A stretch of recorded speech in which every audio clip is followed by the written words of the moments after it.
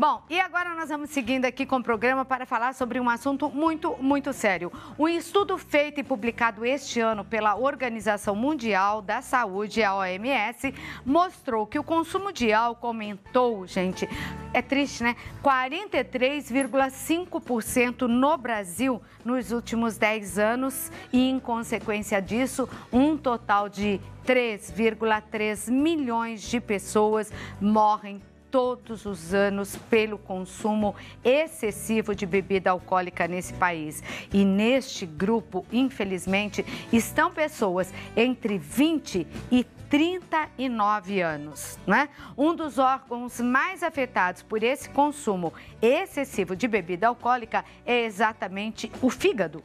Por isso eu estou recebendo aqui no programa ele que é médico, cirurgião de fígado, gastroenterologista, que faz transplante, manja tudo de fígado. Tudo bem, doutor? Tudo bem, Cláudia. Doutor Tércio Genzini. Chovendo em São Paulo, doutor? Chovendo a estrada inteira.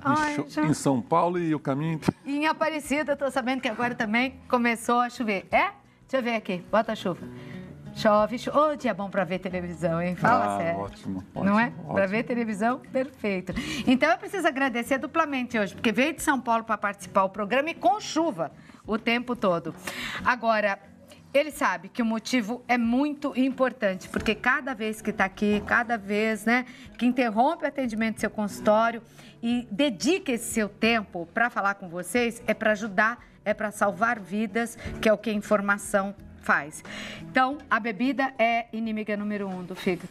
E infelizmente é a droga lícita, né, Claudete? Porque o que existe tem em casa, né? Tem muito estímulo.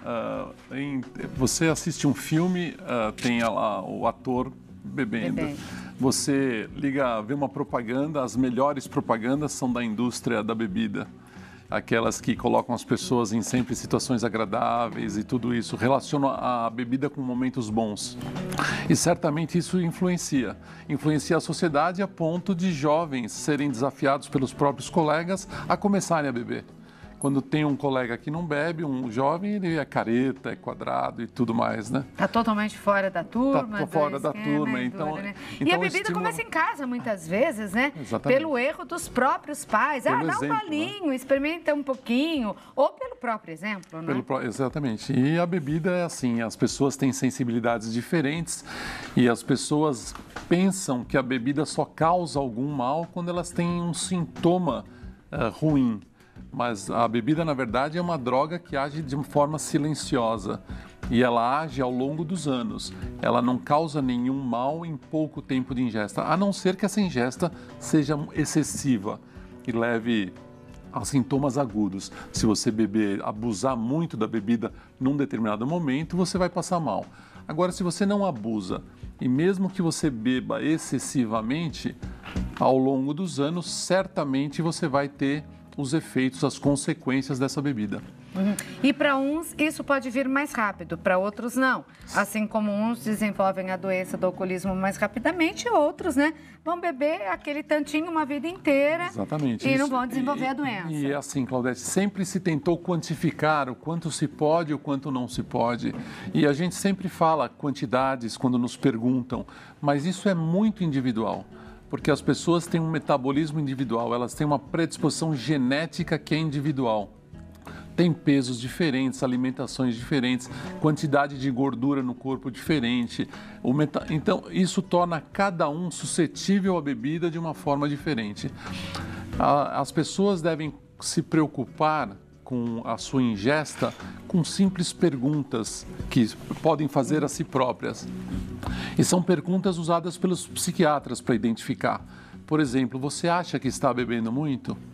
Algum amigo seu já te falou, ou algum familiar, você está bebendo muito? Você já se sentiu mal ou culpado de estar bebendo muito? Ou você já acordou um dia em casa e bebeu pela manhã para se sentir melhor? Essas 4 perguntinhas identificam uma fase muito inicial da dependência, onde o processo pode ser revertido. As pessoas que não se preocupam com isso e que deixam esse processo evoluir, certamente colherão problemas lá na frente. Cada vez mais difícil, né? Nós temos aqui fotos e um filme que eu vou pedir para que sejam colocados no ar, para que o doutor possa continuar explicando aqui. Se você tiver alguma dúvida, alguma pergunta, é só mandar um WhatsApp para a gente. Então, a gente tem aqui uma imagem do trato digestivo e aí, mais bem do fígado. Aqui dando um foco no fígado. E a primeira lesão do álcool, que é a esteatose, que é a gordura, e depois vem a inflamação e depois a cicatrização, que é a cirrose. A esteatose é pelo álcool, a gordura? É a primeira fase da lesão do álcool é a esteatose. Ah, é? Porque existe uma enzima no centro na região central do fígado, microscópica, chamada veia centrolobular, onde é produzida uma enzima que, com a ação do álcool, ela deposita gordura nas células, que são essas partes brancas. A célula do fígado, se der para parar a imagem anterior, a célula do fígado normal não tem aquela parte branca. Aquela parte branca são gotículas de gordura. E ela começa a se depositar cada vez...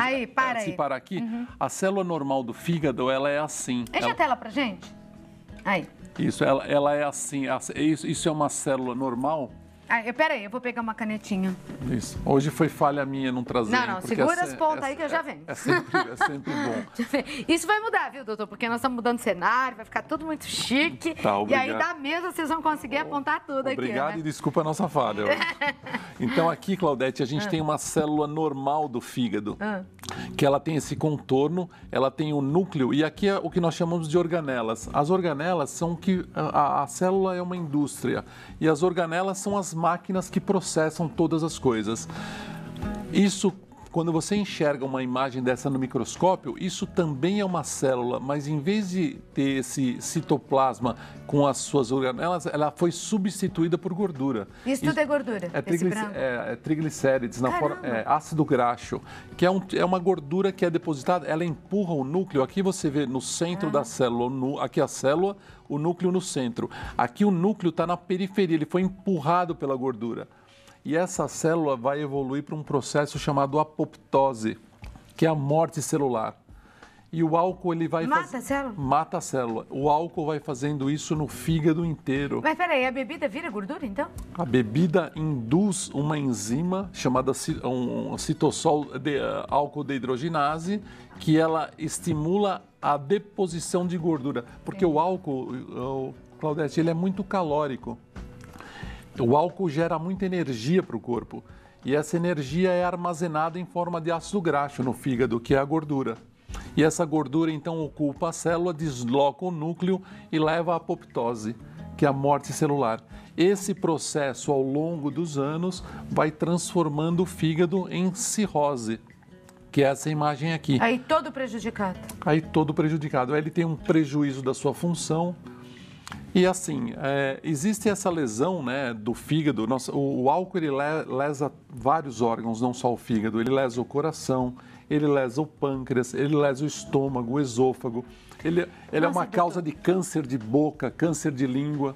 O álcool também. E sabe o que eu fiquei sabendo recentemente, aliás, através de uma história, que a pessoa deixou de andar porque afetou os nervos do corpo, os músculos, e de tanto álcool, e parou de andar. Então, um dos órgãos afetados é o sistema nervoso, e ele, além de levar à deficiência de algumas substâncias, como zinco, magnésio e vitamina B, a falta dessas três substâncias acaba gerando problemas neurológicos periféricos e, como você exemplificou, esses problemas motores. Então, as pessoas podem sim ter problemas em caminhar, ou de equilíbrio, ou de força muscular, pelo uso do álcool, sem dúvida.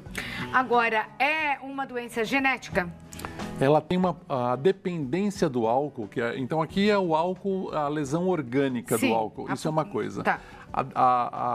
A dependência do álcool, que é um aspecto mais neuropsiquiátrico, ela tem um componente genético, sim, que pode levar à dependência. Além do que o álcool estimula a produção de endorfinas no cérebro, que levam a sensação de bem-estar. Então, as pessoas buscam esse bem-estar no álcool. Momento. E o que acontece? O sistema nervoso vai desenvolvendo receptores e cada vez mais ele precisa de maior quantidade para a mesma satisfação, para o mesmo efeito. Tem um filme, não tem, Felipe? Ah, já vimos? Você passou o filminho? O primeiro? Passa de novo aí, deixa eu ver. Ah, é aquele do fígado, tá? Então tá, então nós podemos sentar. Tem perguntas para o doutor? Aí no WhatsApp, se tiver, você pode colocar, que eu vou continuar conversando aqui com o doutor Tércio. O que acontece quando a pessoa chega a ter a cirrose? Que não acontece só pelo consumo exagerado de bebida, pode ter outros motivos também, né? Sim, sem dúvida. Porque às vezes a pessoa é discriminada e nem é. Não, assim, a bebida é uma das causas, tá, né? É porque a bebida, o uso crônico, o uso continuado, vai levando à substituição das células normais do fígado por um tecido de cicatrização. E aí acontece o que com a pessoa? Então, ela não sente nada até que 70% a 80% das funções do fígado estejam comprometidas. Nossa. Isso pode acontecer no pâncreas também. Então, o fígado, como eu falei, não é o único órgão-alvo. A bebida pode gerar diabetes, a bebida pode gerar hipertensão, a bebida pode causar desnutrição proteica, por perda muscular. Então, vários órgãos. Falando de fígado, a evolução é para a cirrose, a bebida crônica. Quando chega na fase de cirrose, é um processo irreversível, não tem mais retorno. E aí, essa pessoa se tornou um paciente eterno, porque ela terá que monitorar essa cirrose para prevenir as complicações, que são aparecimento de câncer, hemorragias digestivas, retenção de líquido, confusão mental. Tem uma série de problemas. E esses problemas aparecendo, aí não tem outro jeito senão substituir o fígado através de um transplante. Então essa é a via final de todo esse processo que a gente consegue evitar, consegue curar com algumas medidas no seu início. Vamos às perguntas. Thaísa Costa, oi Cláudio, boa tarde para você, para toda a equipe de Santa Receita. Minha mãe bebe direto. Tem somente um rim. Gostaria de saber se a bebida alcoólica prejudica o rim em alguma coisa. Beijos, fiquem com Deus. A Thaísa de Maricá, Rio de Janeiro. Thaísa, eu estou vendo pela foto que você é uma garota ainda, uma menina. Hoje nós, vamos dizer, tiramos o dia para ajudar famílias brasileiras em relação ao alcoolismo, porque o AA, Alcoólicos Anônimos, e o doutor conhece muito bem o trabalho também, está completando 70 anos. Após a entrevista do doutor Tércio, eu vou conversar, nós estamos falando pelo ponto de vista, né, orgânico mesmo, de tudo que pode acontecer com quem bebe, e nós vamos dizer, por outro lado, como tem o AA e como ajuda tantas pessoas. Então, eu peço para você continuar assistindo, que eu acho que esse pode ser aí um bom caminho para você indicar para sua mãe, pegar pela mão e levar. Quando o filho fala, mãe ouve. Então, tente ajudar a sua mãe, depois você me conta, tá? Vamos à resposta do doutor para você, Thaísa. Então, a Thaísa, ela manifestou a segunda pergunta que deve ser feita, né? Quando alguém faz o alerta que você está bebendo demais. Então, ela dizer que a mãe está bebendo direto é algo que preocupe. E o rim, sim, é afetado de uma forma secundária. E ela só tem um já? Ela só tem um. E ele é afetado de uma forma indireta, porque a parte muscular, a deterioração do músculo é eliminada através do rim. E isso acontece no alcoolismo. Além do que o alcoolismo pode provocar diabetes e hipertensão. Essas três coisas juntas certamente lesam o rim ao longo dos anos. Então, providências devem ser tomadas. Existem exames que detectam esses problemas ainda numa fase inicial. E existe o apoio, porque assim, o alcoolismo, Claudete, não se interrompe e não se trata com remédios. Existem remédios para o alcoolismo, mas isso se trata com atitudes. Eu acho que você vai conversar bastante com os colegas do AA que estão aqui. Então, a atitude é importante, ela pode ser auxiliada por medicações, que são várias, a gente pode conversar em qualquer momento. Mas o rim pode ser afetado, a Thaísa, né? Thaísa. Está fazendo muito bem de gerar esse alerta na família. E tem que gerar mesmo, porque infelizmente cada vez maior o número de mulheres donas de casa que têm a doença do alcoolismo e quando não tem nada para beber, acabam tomando até o álcool de limpeza, sabia? É muito triste. Vamos falar agora com a Marise Baceto. Não é o nosso assunto, Marise, mas eu vou pedir para que o doutor passe por isso, uma vez que foi citado aqui. Ela é de Lins, São Paulo. Por que alguém que não bebe pode ter cirrose? Qual outro motivo que leva a cirrose, doutor? Então, aí é exatamente aquele estigma que você comentou, né? As pessoas acham que a cirrose é só pelo álcool. Não é pelo álcool. Existe cirrose por obesidade, existe cirrose por uso de medicações ao longo de muitos anos, as cirroses virais por transmissão de hepatites virais, as cirroses autoimunes, as pessoas que desenvolvem agressão contra o próprio fígado, como, por exemplo, contra a tireoide. Muitas mulheres têm tireoidite, tomam hormônios tireoidianos. No fígado acontece a mesma coisa, é o mesmo processo, chamado doença autoimune. Ou seja, tem muitas causas de cirrose. E a bebida, o que ela faz em quem já tem alguma dessas causas, é acelerar o processo e antecipar a ocorrência da cirrose. Bom, a Viviane deve estar preocupada com alguém da família para fazer essa pergunta. É a Viviane Fernandes, ela é de Quixadá, Ceará. Boa tarde. Quando a pessoa usa bebida e vomita sangue, isso quer dizer que está afetando o fígado? Então, Viviane, isso é um sinal de alerta muito importante. Existem duas situações que pode acontecer o vômito com sangue. Ou aquela pessoa que não bebe regularmente, mas que abusou do álcool, aí ela começa a ter vômitos e esses vômitos causam uma laceração, uma lesão no esôfago e ela vomita sangue. Isso é um processo agudo, que se ela interromper o álcool e tratar o esôfago, ela vai reverter e vai curar. E existe a outra situação, em que ela já bebeu durante muitos anos, já desenvolveu cirrose, e a cirrose provocou varizes no esôfago, e essas varizes romperam e ela vomitou sangue. Porque você diz que a pessoa mesmo só fica sabendo quando já atingiu 80%? Exatamente. Então, se for um uso crônico, um uso continuado da bebida, o caso é mais grave e ela deve procurar assistência especializada. E rápido. E rápido. Agora, se for um uso agudo, pode ser tratado por um clínico geral, por um gastroenterologista e isso é revertido. Entendeu direitinho, né, Viviane? Eu não sei porque você perguntou e a gente respeita, não precisa dar explicações aqui. Mas se essa pessoa que você perguntou está bebendo e você sabe que bebe já há algum tempo, urgente um médico, tá? Doutor, eu queria que você deixasse aqui outras informações, né? Não fechando para sempre, porque a gente volta nesse assunto, porque ele é tão importante. E como eu falei, o doutor Tércio Genzini é referência em transplantes hoje em dia. A gente sabe que a fila é grande, não é tão fácil assim acabar com o fígado e ficar na fila esperando um transplante, né? Médico é bom, mas falta, né, doutor? Não é tão simples assim. Então, suas considerações aí para o nosso público entre alcoolismo e fígado. Então, Claudete, o cuidado com o álcool é que existem muitos estímulos, como nós falamos. E as pessoas bebem e não sentem nada, pelo contrário, se sentem mais sociáveis, sentem prazer com o uso do álcool, muitas vezes. O fato é que quando se estabelece a doença hepática alcoólica numa forma irreversível, não será um processo rápido, será um processo lento e de muito sofrimento.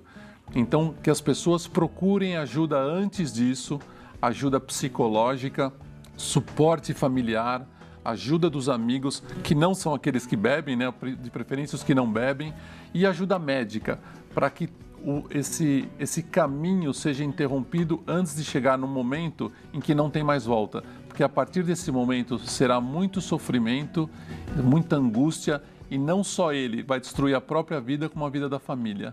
Então fica aí o alerta, eu acho que é uma questão de conscientização e de procura. E destrói em todos os sentidos, né? Fisicamente e em todos os outros sentidos. É por isso que hoje a gente tirou o dia aqui para falar sobre isso e daqui a pouquinho eu vou conversar com uma amiga do AA, que é psicóloga, e vai falar um pouco sobre Alcoólicos Anônimos aqui. Porque se tem uma coisa que ajuda é isso, é falar e rezar. Né? A oração está muito presente, né, em quem quer se livrar aí, ou se livrar que não tem cura, né? Mas permanecer sóbrio, né? 24 horas, mais 24, mais 24 e assim vai. Pelo menos controlar o problema, né? Exatamente. Doutor Tércio, eu queria agradecer muito. Vai pegar mais um bocadinho de chuva, né? Ai, doutor. Mas boa viagem de retorno lá a São Paulo. Eu quero deixar aqui os telefones para você. A gente fica super feliz com a presença do doutor Tércio aqui no programa, que já salvou vidas. Olha como a informação é importante, gente.